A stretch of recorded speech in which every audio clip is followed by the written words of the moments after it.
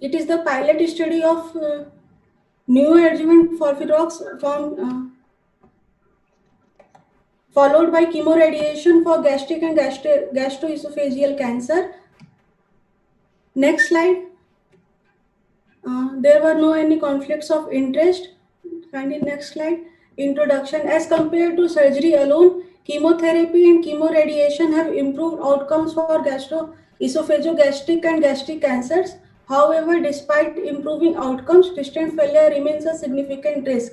Therefore, strategies have been explored towards treatment intensification to further improve outcomes. Next slide. First, we have to know what is FOLFIRINOX. FOLFIRINOX is a chemotherapy regimen which includes 4 chemotherapeutic drugs. First is leucovorin, second is 5-FU, third one is irinotecan, and fourth one is oxaliplatin. FOLFIRINOX has changed the standard of care for pancreatic cancer, but there are limited studies to date which evaluate the efficacy in gastric esophageal and gastric cancer. A pooled analysis of 2 ongoing phase 2 trials of FOLFIRINOX as first-line therapy in metastatic gastroesophageal cancer demonstrated an overall response rate of 62.5%. Phase 2 trial of FOLFIRINOX for metastatic gastroesophageal cancer demonstrated overall response rate of 78% and clinical benefit rate of 92%. Here, median overall survival was 17.4 months. Please, next slide. The study design for this study was a single arm pilot study of total neoadjuvant approach including FOLFIRINOX and chemoradiotherapy with concurrent either carboplatin or Taxol regimen followed by surgery in patients with locally advanced gastric or GE junction cancer. Next slide. Study objectives there were 2 objectives, primary objective and secondary objectives. Primary objective involves to determine the rate of completion of FOLFIRINOX of 8 cycles followed by chemoradiotherapy delivered in the preoperative setting, and secondary endpoints included acute toxicity, pathological complete response, progression-free survival, and correlation of circulating tumor DNA to treatment response. Next slide. There were 25 number of patients. Key eligibility factors include histologically confirmed T3 or T4 T3 or T4 stage or lymph node positive gastric or GE junctional adenocarcinoma with WHO performance scale of 0 or 1, age more than 18 years, and life expectancy of more than 3 months. Exclusion criteria includes of patients of visceral metastasis, prior chemotherapy or radiotherapy, or patients who have received prior targeted therapy. Nodal M1 disease beyond the surgical field was permitted if deemed feasible to encompassed within the radiation field. Treatment course involves 4 cycle of FOLFIRINOX which concluded in 8 weeks. After that, 4 cycle of FOLFIRINOX which concluded in 8 weeks.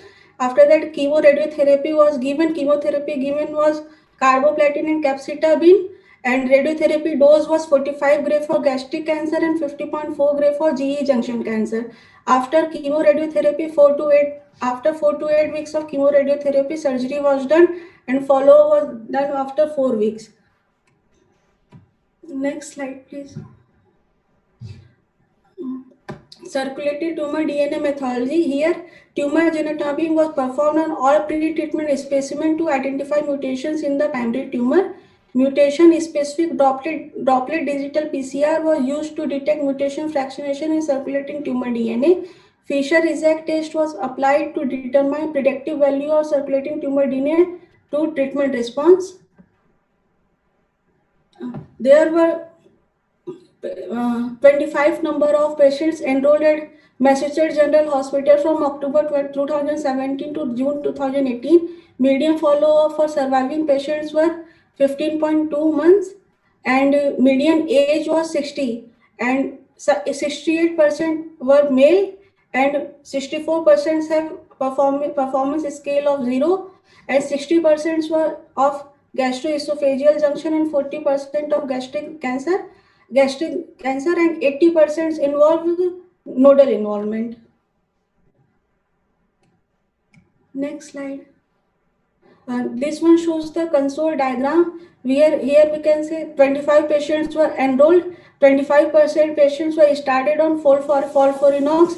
After that, 2 patients progressed during the chemotherapy of FOLFIRINOX. Hence, 23 patients completed FOLFIRINOX and proceeded with chemoradiotherapy but only 22 patients were completed chemoradiotherapy as one patient died of PERS during chemoradiotherapy. 22 patients went to surgical exploration.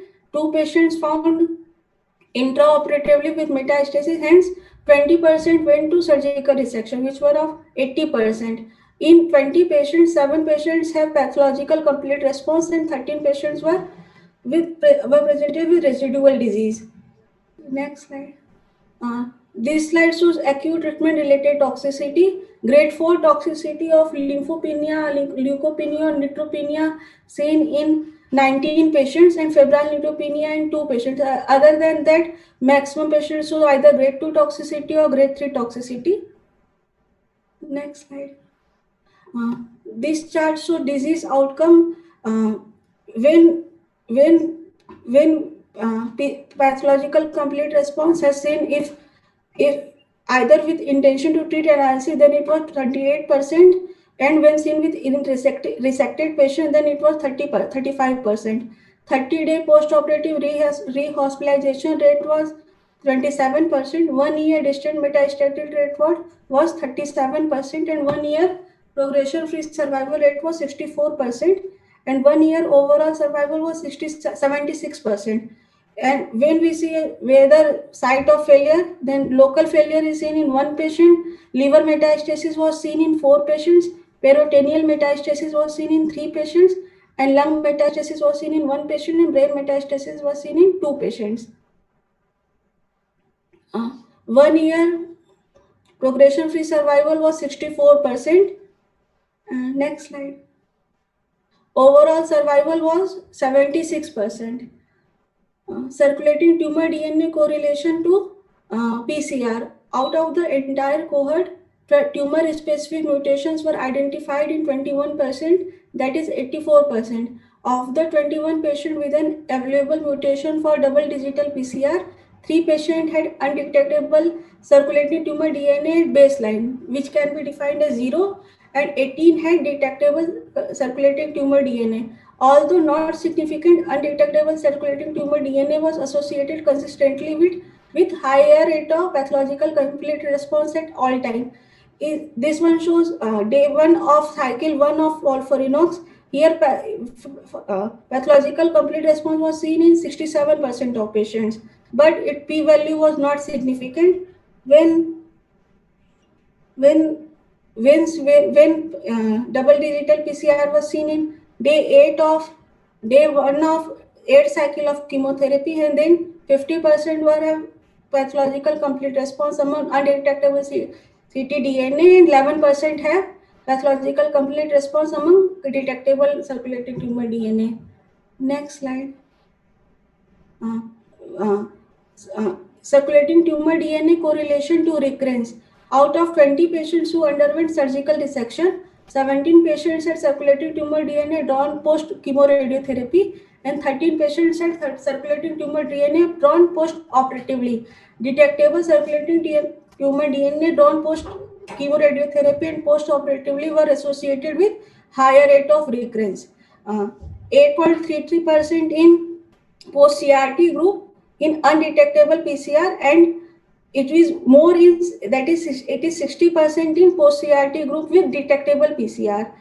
Also, if we say post operatively, then 0% have recurrence in which undetectable PCR was seen, and 66% of detectable PCR patients, which was significant, statistically significant. Conclusion: neoadjuvant FOLFIRINOX followed by chemoradiotherapy is feasible with an 88% completion and acceptable grade 3 toxicity. In this small series, the rate of pathological complete response is promising. 35% is resected, and a follow-up study is currently planned. Although our current study had limited events, circulating tumor DNA appears as a promising predictor of disease recurrence. Next slide. Thank you.